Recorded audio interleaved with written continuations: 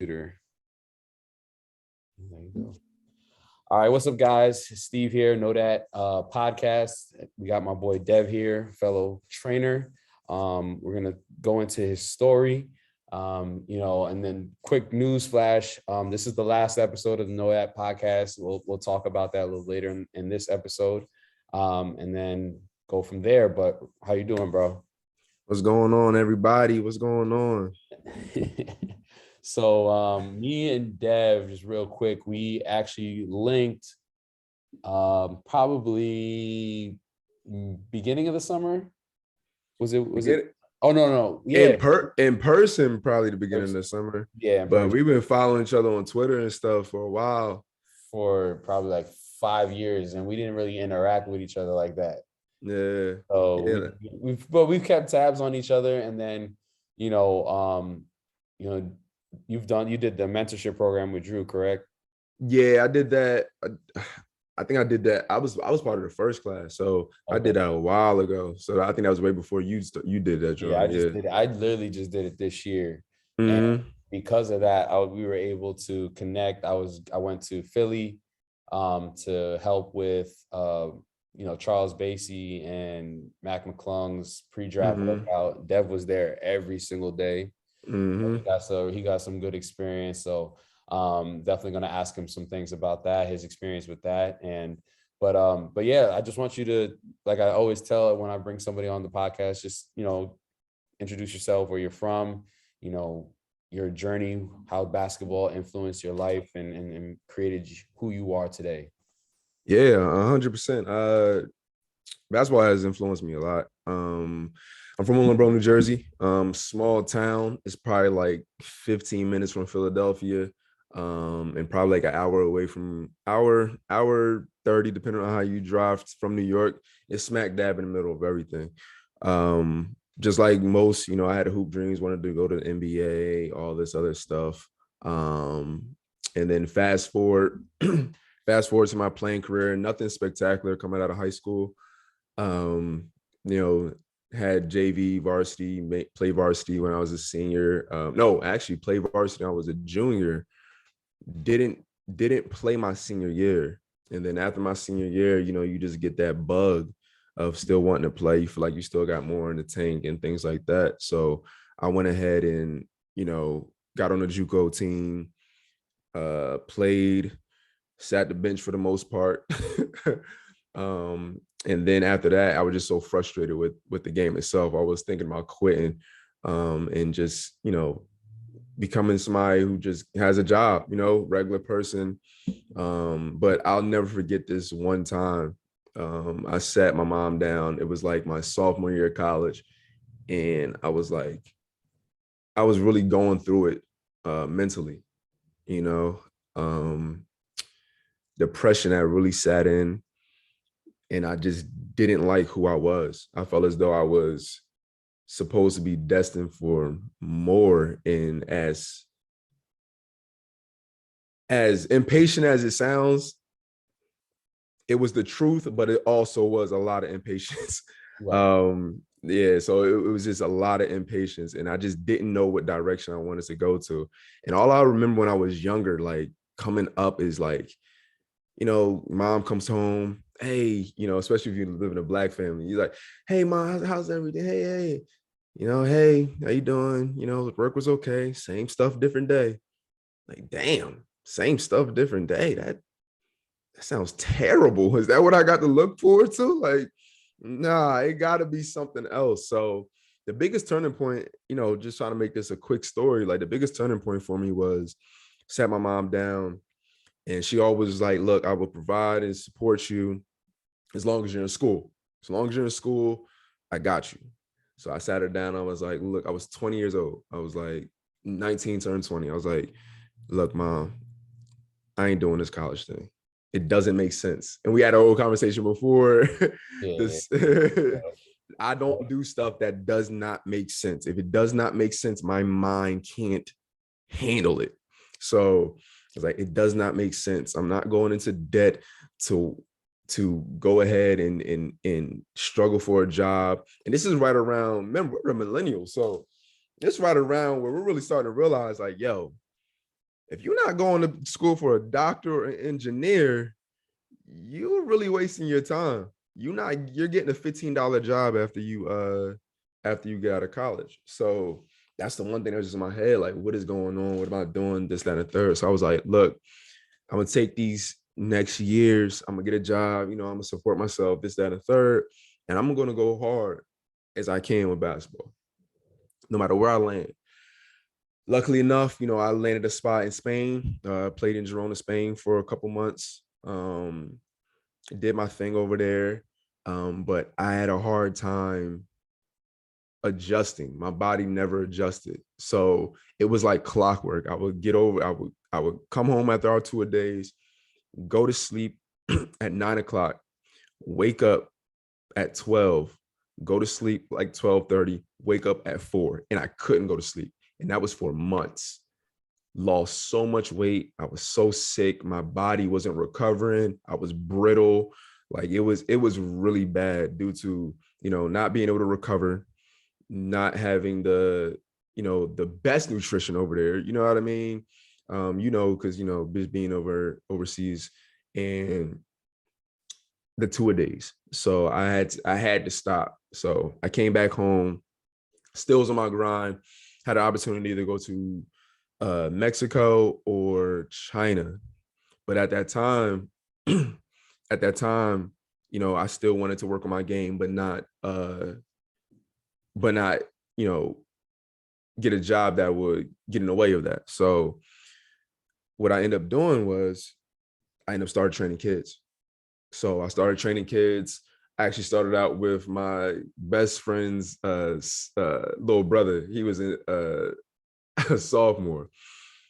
He went on to play. Run D1 track. So I failed him there, but he was my first client ever. I trained him for free, and then the buzz started happening in the wild. Hey, can you work me out? Okay, went from, $25, $35, $40, $50, $75, $100. You know what I mean? Now I'm where I am today. But if we go back to that beginning, when I first started, I had to make a decision, kind of like what you said earlier. I had to make a decision. Do I go ahead, play my best basketball that I ever can in my life, and then still somebody has the ability to tell me no? Or can I take my life in my own hands? So I went ahead and took my life in my own hands, and it's been easy since that. I literally work 2 hours a day. Everything else is for myself. Bro, I'm living an American dream, bro, as a Black man. I have no complaints, bro. No, that's tough. And like, there's a lot of little things I want to ask. I didn't want to cut you off. So going back, and let's talk about the mental health aspect really quickly. I want to address that early. Like, how did you get through that? Like, I talk about this. I feel like every athlete at some point in their life faces depression, whether it's, dealing with,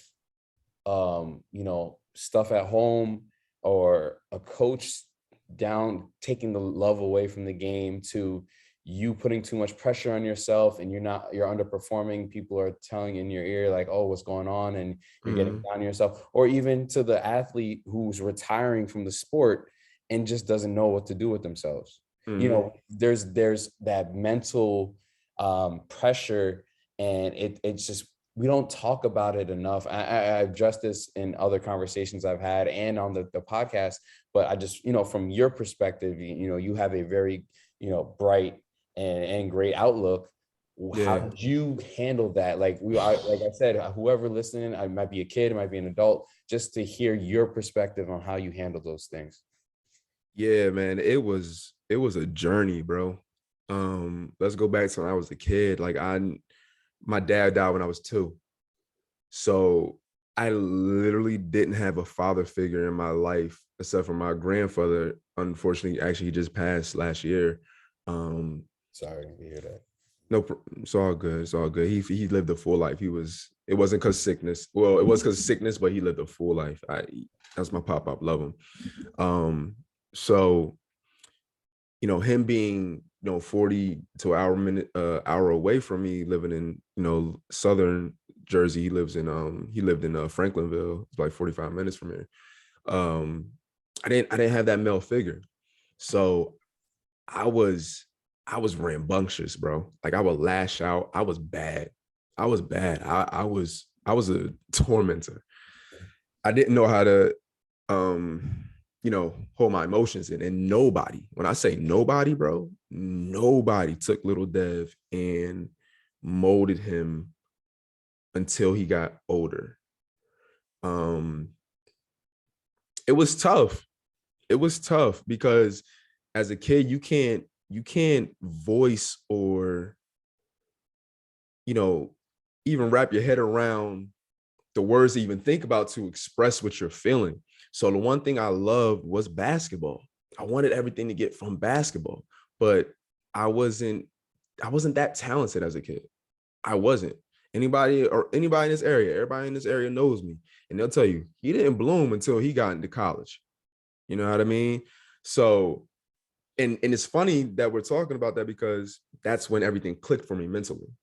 So that correlation that you're talking about is big. So as a kid, I felt as I was a little entitled. I felt as though everything should be my way.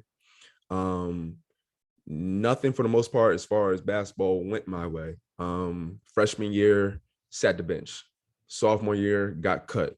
Junior year, averaged about 20, 25 points on my JV team, barely got burned on varsity, right? Senior year, family stuff, didn't play, okay? So it was up and down, up and down, up and down. It was multiple times where I quit, but it was just this burning desire in my heart that just wanted me to play this game.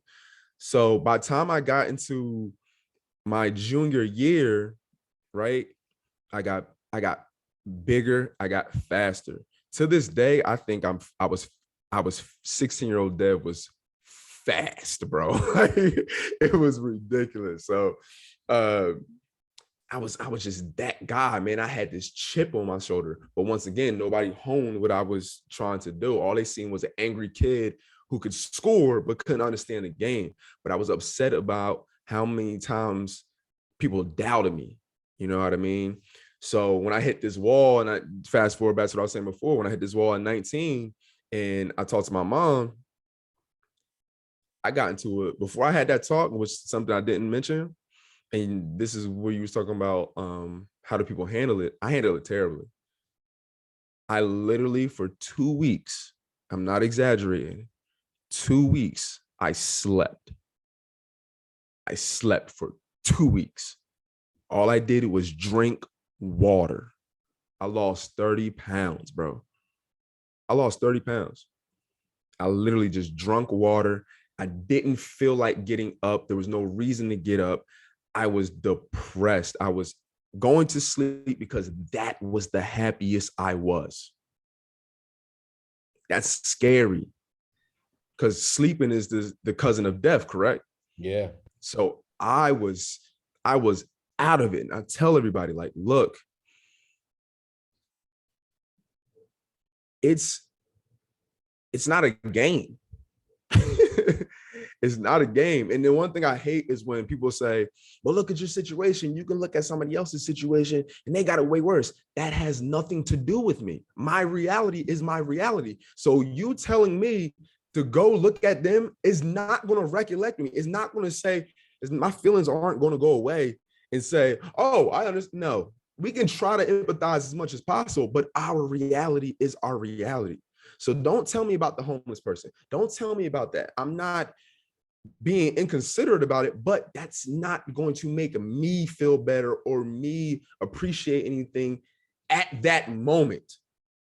You feel what I'm saying? So it was tough, man. It was tough. After that 2 weeks, bro, I don't know, something clicked. After that 2 weeks, something clicked and I was like, yo, bro, you got to get up. You got to do something, bro. Like, nobody cares. That's exactly what I said to myself. I said, nobody cares, bro. Nobody cares. I don't care who they are, your mom, your dad, your significant other, your teachers, nobody's going to care for you as much as you care for you. I don't care what you're talking. I don't care. They can be your Siamese twin. They will not care for you. They may care for the body because y'all sharing one, but they're not going to care for you as much as you care for you. It's that's just how it is. So I'm not telling anybody to go ahead and go through that, because that was a dark place I was in, but you really need to do some self-reflecting. These, you see them sticky notes on the wall? Those are reminders. That big line in the straight line right there, that says, that says consistency. That reminds me what I need to do. I need to be consistent on everything that I do. So the one thing, I wake up in the morning. I'm sorry, I was talking about the bad. I was talking about the bad stuff. No, it's okay. Keep going. Flow with it. Just flow with that. I like it. Yeah, bro. You can chime in anytime. So I was talking about the bad stuff. So when I had that conversation, it clicked, bro. It clicked. And everybody's different. You really got to do some self-reflecting. I will say that. Do some self-reflecting. I have a girl right now, very talented. She's been playing basketball seriously for only 2 years. She's in her sophomore year, bro. When I tell you, if I showed you before and after video, bro, you would be amazed. But she wants it now. It's been as many times when we've been working out and we got to stop the workout. She breaks down crying because she wants to happen now. I'm like, hey, you've been balling for 2 years. You're starting varsity. Yeah, you may not be where you are right now, want to be right now, but you have accomplished a lot. And I tell my kids all the time, I'm like, yo, you're better than I was. You're better than I was. All the time. You're way better than I was. All the time. Yo, like it's y'all don't understand how talented y'all are. But I also tell them, and they get shocked when I tell them, I'm like, look, go ahead, cry. I cry at least 3 times a year. They be like, yeah, bro. It's okay as a man to have feelings. It's okay for a woman to have feelings. Let your body do what it needs to do so you can release that. Have you ever cried? And then next thing, I asked them, like, hey, you ever cried? Then the next 42 an hour, you feel like the world is off of your shoulders. Yeah, let it happen, bro. We don't just say blood, sweat, and tears for nothing. Like, this is real. This is real. So you really got to do some self-reflecting, man. You really got to look yourself in the mirror and tell yourself that you're great. You got to listen to, affirmations on YouTube, if that helps. You got to do yoga. You got to do a bunch of things just to experiment, to figure out what you do. Shout out to my guy, Martin. He focuses on the yoga side, holistic basketball. Like he really talks about breathing and be able to control the mental. Because when I was playing, my butterflies were bad. Like they were. I was shaking sometimes. Some games I'd be shaking sometimes. Like, yo, bro, I can't calm down. I'm excited, but and then just having that poise about you. So that's the one advice I would tell everybody. Just look, you got to find what works best for you and be able to control your mental. And it's okay to have bad days. It's okay to have good days. It's okay to have an imbalance. But as long as you're conscious about it and you're doing things to strengthen your mind, both spiritually and mentally, you'll be fine. Just keep pushing. And remember, nobody cares. It's funny that you bring that back up, like perspective, right? People try to sometimes force their perspective on you, but not, and like you said, to be empathetic, like you got to put yourself in their situation where it's like, you're going through your reality, like you said, your reality. So you have to, like you just said, you have to figure out what's best for you. And I think, like we said, and like, obviously, like I listen to a lot of Gary Vee and stuff, but if everybody was, and I'm actually listening to the new audio book. I'm on like the second part already. It was pretty good. But like, just have everybody being more self-aware and having empathy.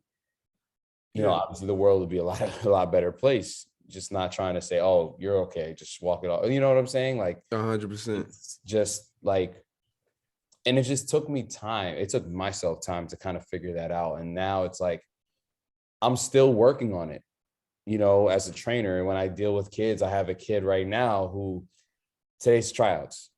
And when he sees this, he's gonna know I'm talking about him. And we've talked, and I wouldn't talk about him if we haven't addressed it. We've addressed it almost every day. It's like we work out, and because it's not perfect, he gets in his own head. Right. And then he comes right away. He takes his first shot. He goes, Steve, there's something wrong with my shot. Like, can you fix it? I'm like, you took one shot. How can we fix it? Yeah. One time. You know? And it's just like, it frustrates me because I'm trying to get him to understand, like, hey, you gotta just keep trucking. You have to keep trying and new things, things differently. But it's selfish of me to not take his feelings into consideration and how much pressure he has and how much pressure he's putting on himself. And I'm trying to help lift that, but that's how he is. And until he figures out what's best for him, I can say 1, 2, 3, but none of those may click for him. So like you're saying, like I'm just trying to connect the dots. It's like he's gonna have to figure that out on his own, but I can try to suggest some things to kind of smooth that process out. Yeah, so like the same girl I was talking about, like she gets mad at me now because she's at a point where I can't teach her anything technical anymore. She's been with me too long, right? So now she has to learn the game. So she'll be like, it's so funny. She gets so mad at me. She goes, like you saying, something's wrong with my shot, man. I'm not flicking my wrist when I do this and da-da-da. She doesn't realize she just explained it to me. So I'm like, then do it. Then do it. What are we talking about? What are we talking about? You just fixed it. So do it. Yeah, exactly. So, but another thing I tell them is everybody, but it's tough because everybody can't doesn't have a reference to it, but we do. That one kid that was terrible, but was only good because he believed in himself. And he would drop at least, if we were going to 16, he would drop at least 6 buckets. And you'd be like, yo, what is going on? He is terrible. That's how powerful the mind is. That's how powerful the mind is. Like, I used to hate that kid. And I didn't ever understand until I got older. Like, dog, his confidence really just carried him the whole entire way. And if you combine that with skill, if you can combine that with will, bro, the world is your oyster. And I'm not just talking about basketball. You can do anything. Like right now, you can't tell me anything. If you haven't done it, or that's it. If you haven't done it, you can't tell me nothing. You can't, because I do too much research. I believe in myself too much. I do what needs to be done so I can figure out what I need to figure out on all aspects. Like we were talking about earlier, like, we got the message at the end or whatever, but I know we get, I know that's possible. So that's why I'm not hesitating about it. So like, it's like, you just got to be confident in what you do, man. And I'm glad, you had this podcast, because it's like, yo, the mental side of this thing is way bigger, man, especially in these days and day and age, bro. Social media. Not social media, but I can't even put that on them, because I'm be honest with you. And it made so much sense when I seen this. It said,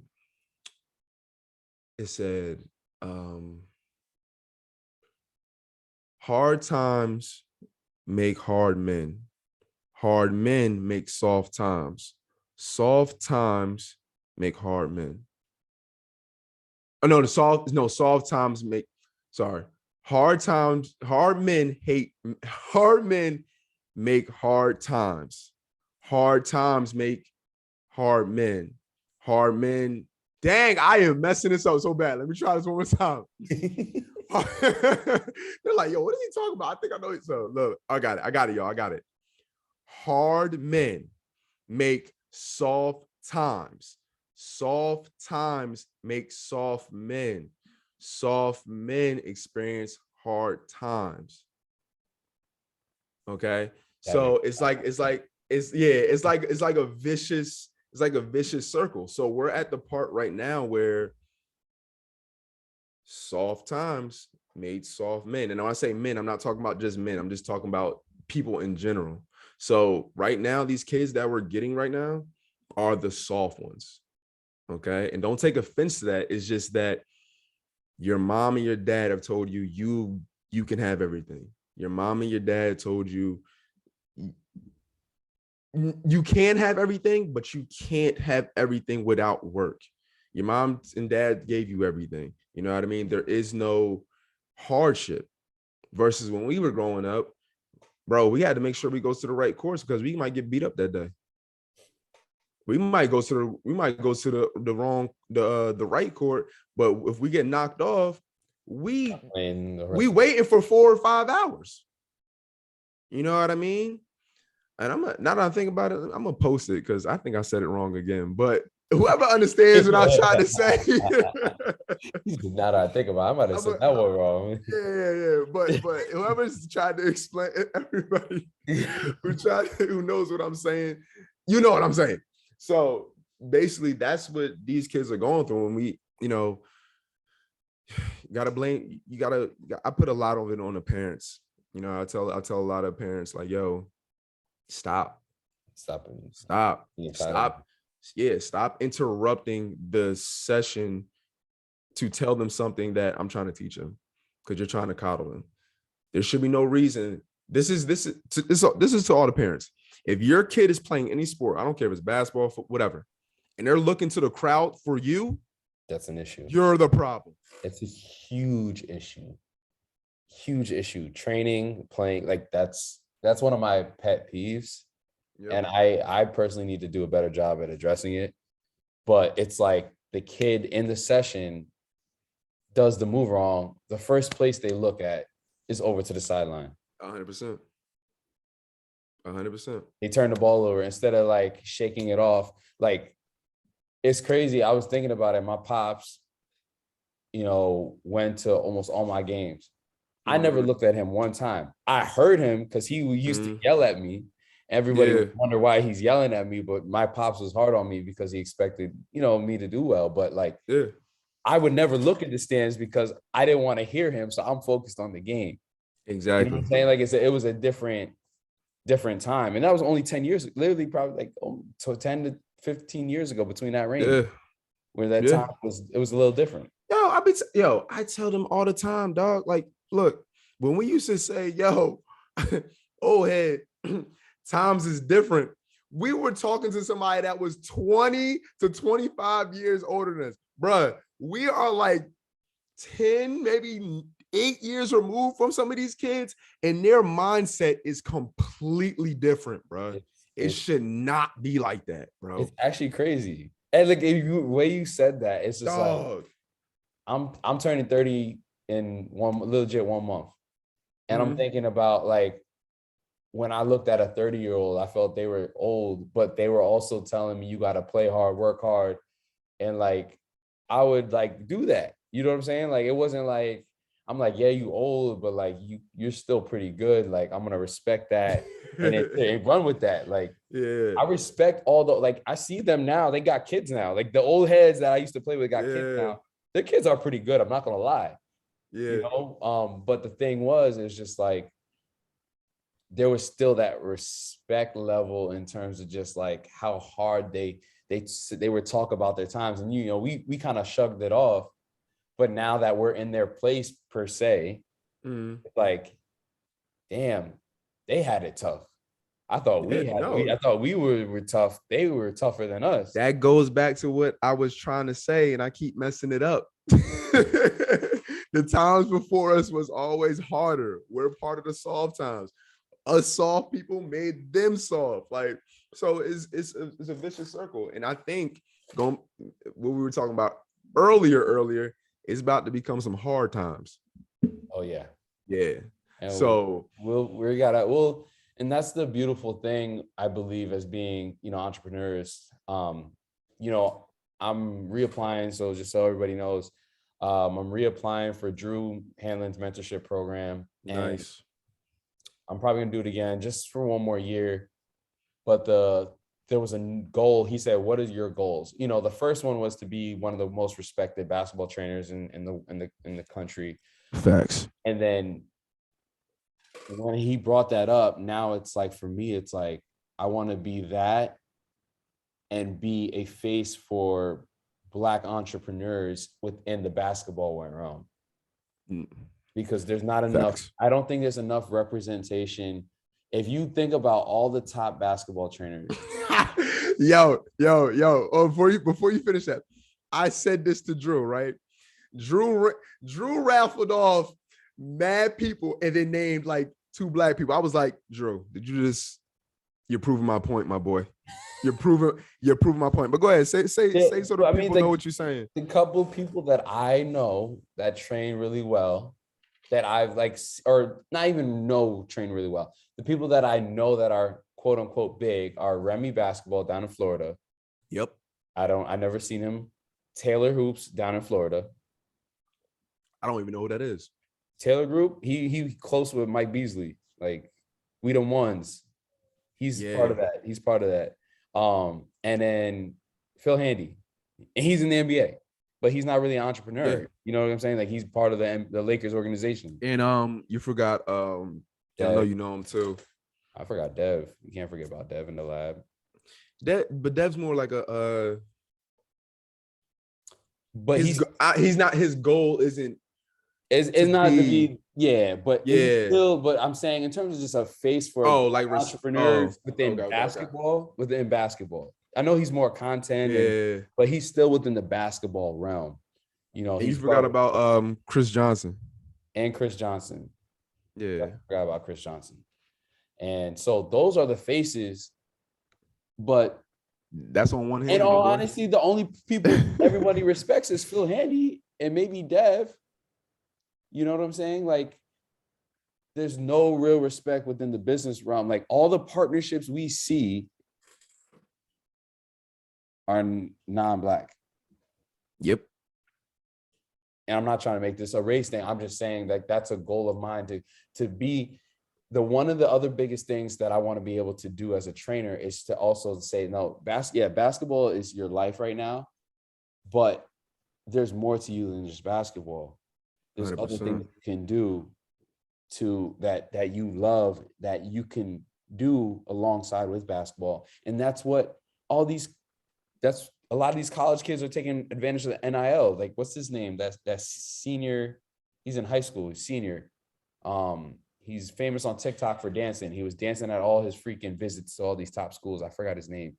He was on TikTok. He's Jaden or something, or I was just talking to one of my clients last night and his mom about this kid. I don't know. Yeah, but he just does. What I'm saying, he enjoys dancing on TikTok, and he's a hooper. He's got mad YouTube like vlogs. But what I'm saying is, that's something he enjoys on the side, and he can still. Speaking of that, I need everybody to listen up, especially if you're young. If you are not, and this is maybe this is an old head talking. I'll be old head.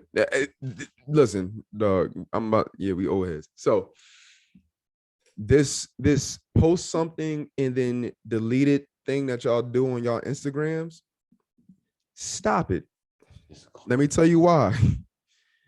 Especially if you're a female basketball player, and this is why I'm gonna tell you, females especially, you guys have to play 4 years in order for y'all to enter the draft.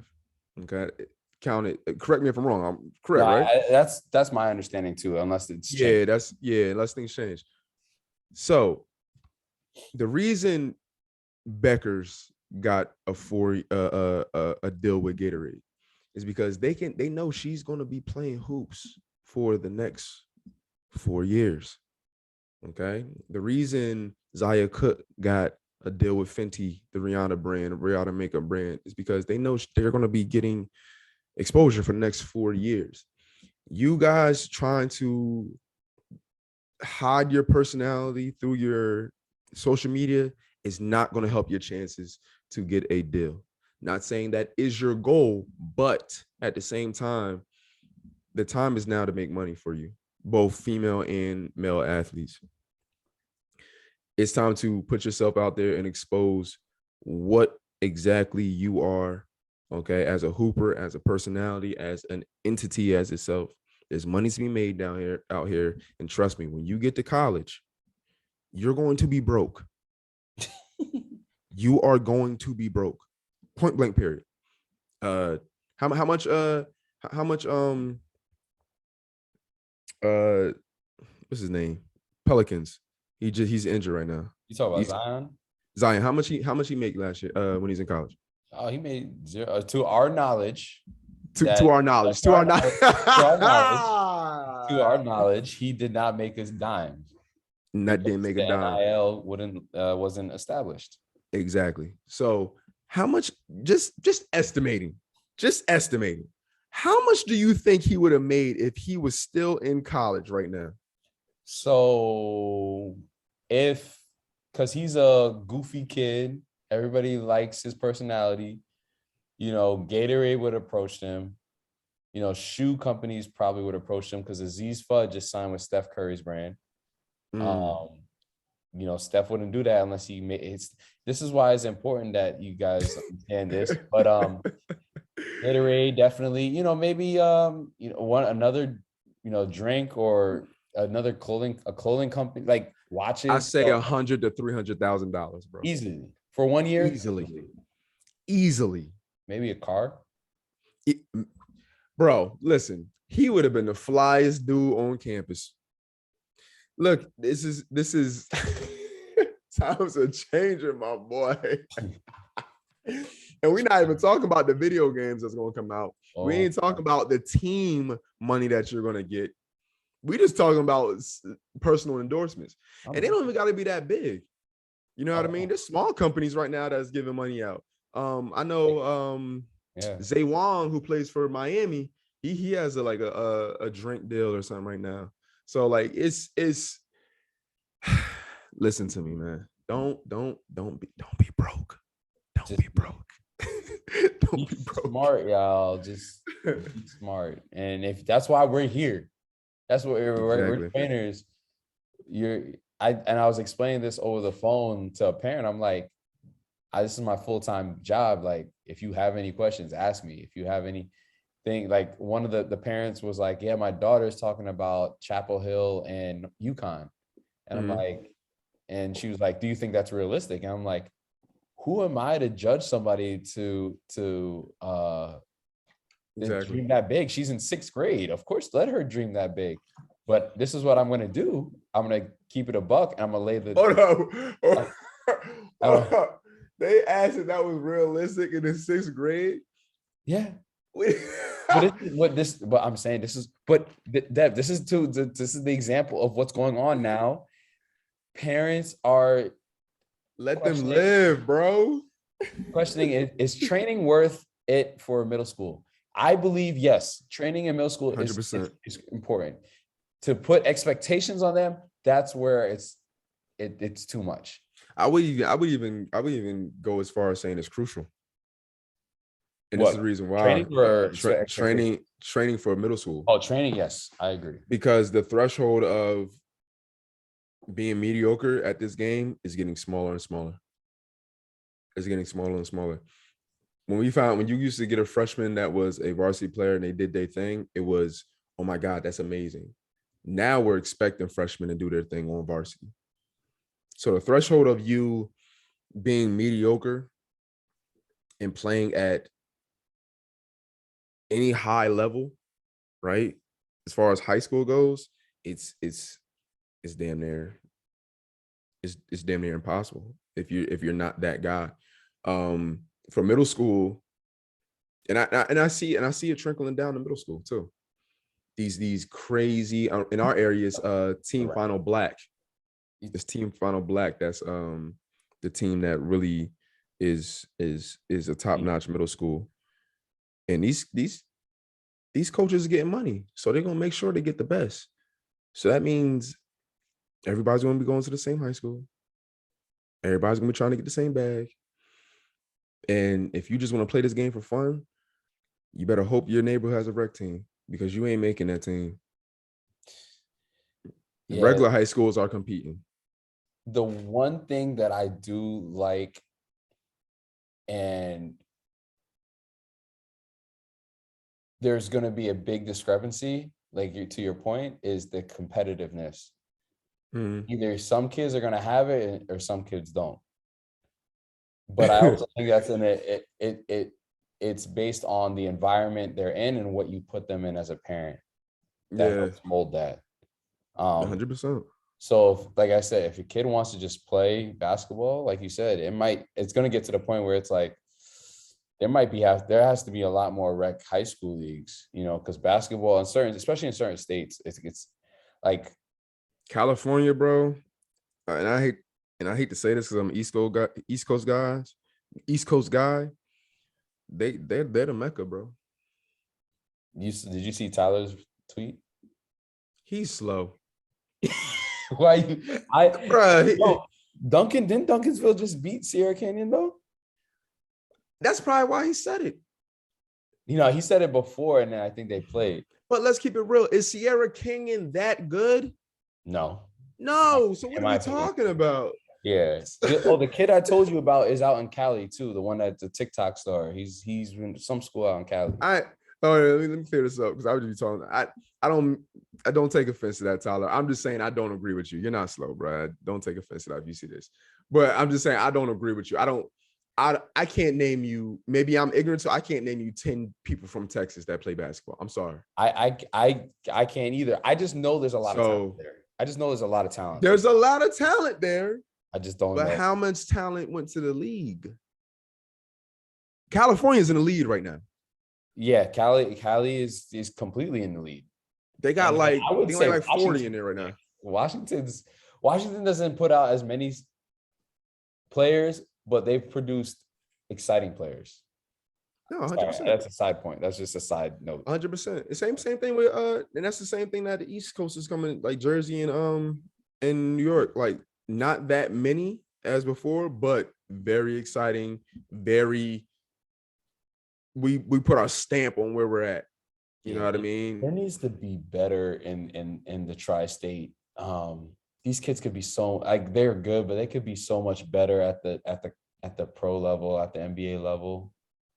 Just so many things, so many bad people. I don't want to say bad people, but just so many of people telling them to do something that's not in their best interest, just to get clout for going to a school. We live on the East.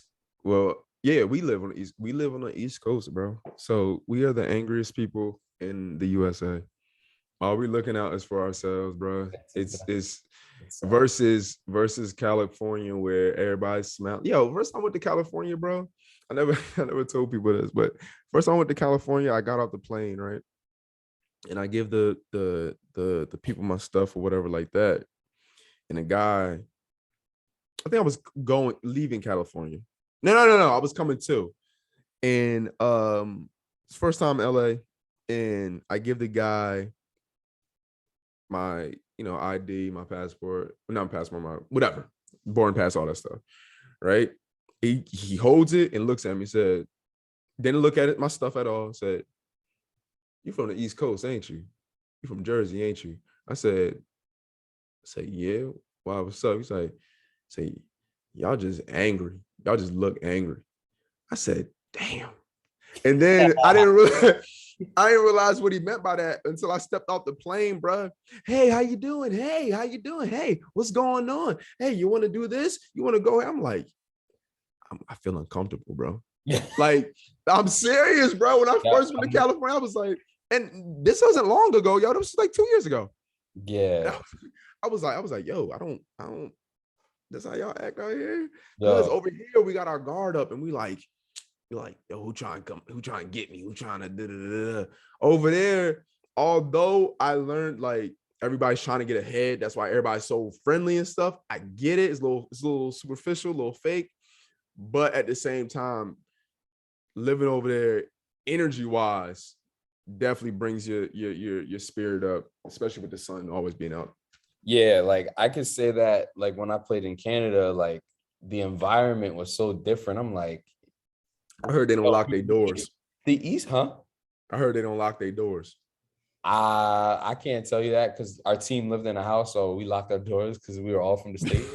Oh, that's why. Yeah. I couldn't tell you otherwise. But no, it was just everybody was just so freaking nice. Yeah, So free. It was just crazy. Like, well, at least in the area I was in Hamilton, which is only like an hour from Niagara.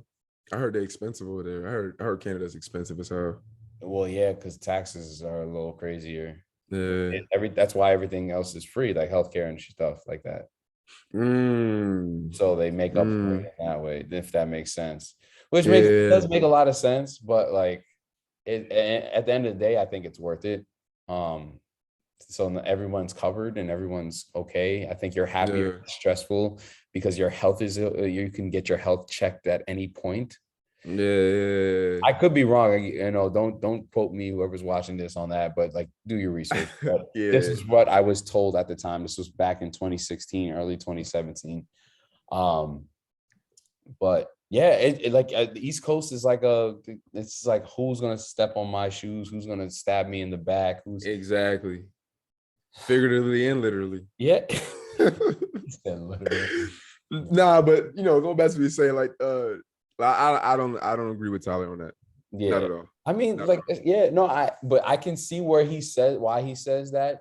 Like Mhm. watching his film and what like in terms of who he's training and just like historically, I've known Texas. But he's him. What? I said he is who he is. That's why he Oh can, yeah, he yeah, can say that because he's bringing in talent to come work out with him. yeah. I mean, but at the same time, I'm not from there. He probably knows some heat. He probably got some high schools that go. I don't know. Yeah. I don't agree with him. I think it's California. One, it's bigger. Two, they got what over 20, 2015 top teams in the nation, something like that. It's pretty intense. Yeah, bro, it's intense, bro. Heck no, bro. The other state that I would say that has a lot of talent would be Florida and Georgia. I'm unfamiliar. I'm unfamiliar. Well, Florida. yeah, no, I'm just Florida is the issue with Florida is probably more of this, I would say, school structure. I don't want to sound crazy on this, but like the top JUCOs, there's like 10. Oh, if we're talking college, I'm just saying what I'm Oh. saying, talent, but there's a lot of talent there. Oh, You get what I'm saying? But the yeah. talent doesn't go right away. Yeah. Like it's just like I said, it's just crazy. I'm just thinking that, but I would say if we're talking Mecca, like in terms of just producing NBA players, it does go to Cali. Yeah. In WNBA, it's hard to even say. It's just like, yeah, bro. They are. I don't know, place, bro. We need to do more research on that because I think that's a great market to also talk about. Like, who's on a podcast talking about where WNBA players are coming from. Right. I want to talk about because I got thing about it is, yo, it's funny because I already know you got top notch girls. I got four. I'm gonna be honest with you. As far as my top players that I got four. Like I was slowly like that's why I started tapping in watching Alex sometimes because I was like, how does he go about it? What does he know? Is it anything different? This, that, and third? Because I'm realizing I'm like, yo, my boy pool is terrible. To be completely honest, I got like two, and one of them was my cousin. Yeah, I only had guys. I've only recently started getting more and more girls. Like I'm getting more girls, more like it started in COVID when I pulled in the girl Sonia. I just reached out to her. I was like, hey, do you have a trainer? She's like, yeah, kind of. I was like, hey, you want to work out for free? She was like, sure. Let me tell my dad. The dad came, boom. He goes, I love it. What's the price? Boom. We're locked in like every week for the whole summer, like at least twice a week. Now she's at Notre Dame. She's got 2 ACC players, freshman of the week so far. I'm going to see them play UConn on Sunday. And I just started training one of the seniors on UConn. And I'm doing a lot of film work. So I'm trying to make sure I'm on my A game, to be honest, because She going to the league too, bro. I would hope so. I would She's hope she would consider me. strong, ain't she? Yeah, she's the lefty, Kristen Williams. Yeah, what I'm saying, she's strong though. Yeah, like physically. Yeah. Oh yeah. Yeah. She's I can bumped me. tell. She's bumped me a couple of times. I'm like, yo. Yeah, I can tell, bro. Yeah, she's because last year I was watching. I'm like, I know we talking about Beckers, and I know we, but this is the glue right here, bro. Yo, she went crazy last year. Points and like stuff she created. I mean, bro. She had a career high this year so far, but South Carolina came different. Like I'm trying. Oh no, bro. They were so pissed, bro. I'm not surprised. I was like, UConn's not gonna win next time. South Carolina is built different. Like I watched the game because of her, and I'm like, I've never seen so many big girls on the court at one time. Like in terms of size, like that was like, and I'm not, like I said, I'm not trying to compare anything, but like that was a legit, like almost like a men's Division I height average. Like there was like 2 6'6" girls, on the court, along with a 6'3", and then your point guard was like 5'6", 5'7", but she can boogie. Yeah, Stanford was probably the only big lineup I really seen like that. Stanford was. They're pretty big too. The girls, the NCAA D1 women's game is changing. We'll talk about bro. I already told my girls, I was like, I got 2 sixth graders that are going D1. I already know it. I got a sophomore that's going D1. She already has looks from UConn. Listen, I'm telling you, I'm like, look, in 10 years, y'all are going to be getting paid. In 10 years, this game is going to be watched. Trust me, bro. Trust me, bro. Y'all, trust me, bro. So we on the same page with that, 100%. Yeah. So, like I said, that's why I think there's a market, like where I'm at. There's a lot of talent here. Like I don't know why it is, but I love it. So I'm trying to come in, swoop in, give me all these girls that love the game. Like I got a new girl that I just talked to the parent yesterday. The one I just talked about saying UConn and Chapel Hill, girls already like, she's tall for her grade. Like they throw her as a center, and mom and dad swam, like D1 swimming. So like she didn't really have they don't have basketball background, so they're gonna rely on me. Yeah.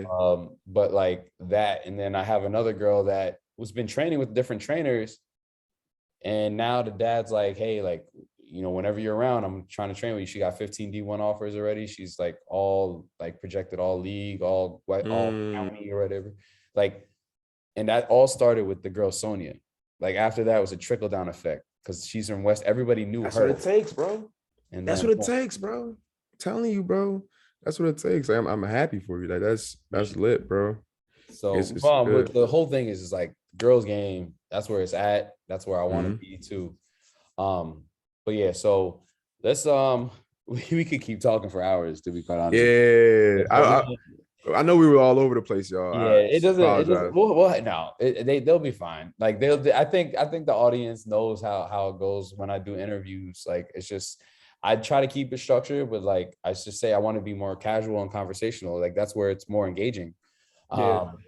So to close up, Dev and myself are, like I said, this is the last No Dat podcast, but we will we're going to be brainstorming. We're going to be joining up together. We're going to be creating our own podcast. We're going to create a name and stuff. We just decided this a couple of days ago. So I wanted to take this time to, one, thank everybody who's listening, and two, thank everybody who's going to be listening, because it's going to be great. We're going to chop up. It's going to be fire. Yeah. Chop up hoops. We're going to talk about business. We're going to talk about, I would say we'll talk my original plan for the podcast was to talk everything associated with hoops. So we're talking about movies, Yeah, we film, talking everything. you know, from music, video games, like you mentioned. You know, I'm Hmm. glad we're on the same wavelength there. So we're gonna be covering the whole gambit, which nobody's doing right now. In my Right. opinion, nobody's talking about this, and we will be hammering home. NFTs. Oh God, I'm not. Look, I'm not a big. We still gotta talk on it though. We're gonna talk about it. I'm not big on NFTs because right now it's a gold rush. It It's a gold rush. is. And the reason why I don't like it is because this is what happened when I got into crypto at first. It was a gold rush moment. Everybody threw all their money into Bitcoin. Then Bitcoin crashes, and everybody goes, "Oh, crypto's a scam." No, it's because you were dumb and you thought you were going to make a lot of money right away and threw See, it. he So already that's what- mad, y'all. That's all I had to say. I'm not bad. I'm just saying everyone's gonna say, "Oh, NFTs was crap," like that. No, it's like you thought you could make a quick buck, and Right. people are making quick money right now. But what people don't know is they didn't check the tax laws. So if you don't hold the NFT for longer than a year, you're gonna lose a decent chunk of that profit. Right. The rate to be taxed for NFT or just crypto in general is much higher if it's a short-term hold rather than being a long-term hold. And the definition of a long-term hold is over a Yeah, year. it's over a year. It could be a year. It could be a year and 1 minute, and that go that's from a 20 year. like 25% to 6%. Yeah, it drops that much. Yes, sir. Just educated y'all. So if you into crypto, there you go. That's your gem of the day. Yeah, But, man. Like you know, like you were saying, you know, I hope y'all enjoy me because I ain't going nowhere.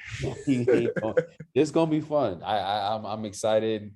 You know, obviously for us, we just chopped it up before we started recording, and we have a lot of similar principles in terms of life. So it's gonna be fun to chop it up with somebody that sees things the same way and also is very open to seeing things in other ways, because that's how we both are. We're very open and we want to be able to, you know, eventually we're gonna bring on our athletes, you know, Right. you know, Right. chop it up with them. Maybe we do a live film session and we put it on YouTube for y'all to see. And then so you guys can learn how we see and coach. And, you know, we want to make this interactive and we want to help each other grow and support each other. So I'm excited for this. You know, Dev, I don't want to speak for you, but you seem excited as well. Yeah, I'm super excited. Like my main thing was coming into this was I'm gonna be honest with you, it happened pretty quick. You know what I mean? Like I loved his energy. I love like his principles and things like that. And you know, just our conversations during trainings and things, you know, with you know Matt McClung and Charles, like it was just so so natural. God dang it. Yeah, But yo, don't worry about it. We'll say that another day. Yeah, hey, I promise I'm here now. We're gonna get a little more structure, y'all. But like it was dope. Like it was like we were boys for years, you know what I mean? So it's gonna be dope. And then having somebody to, you know, be accountable, you know, you guys are getting this podcast 6 months later, so we're gonna be a little yeah. Sorry, nah. To be honest, and I told Dev too before we started this is the first podcast that I've been slacking with it, and I'm just gonna be straight up. Like I haven't been accountable. There's a lot of business things that have been going on, and like I've been trying to build up on that side. But now I have somebody to hold me accountable, and I'm gonna do the same for him. We're gonna bang this out, educate y'all, have fun, and I mean, this is the life we want to. Me and him, we're building our dream lives through this game, you know. 100%. So make sure you guys follow us all. You know, people who let them know people who are tuning in from my side. Let them know where to follow you at, Steve. So Steven.j.know that's my trainer page, and then the training page is knowdat.training, and that's it. So I try to keep it real simple. And then Dev on my side, obviously, let them know too. Yeah, it's at the Devin Still, the Devin Still, and my training page is at Overly Dedicated. So go ahead and tap in with us, man. We got a lot of good stuff coming.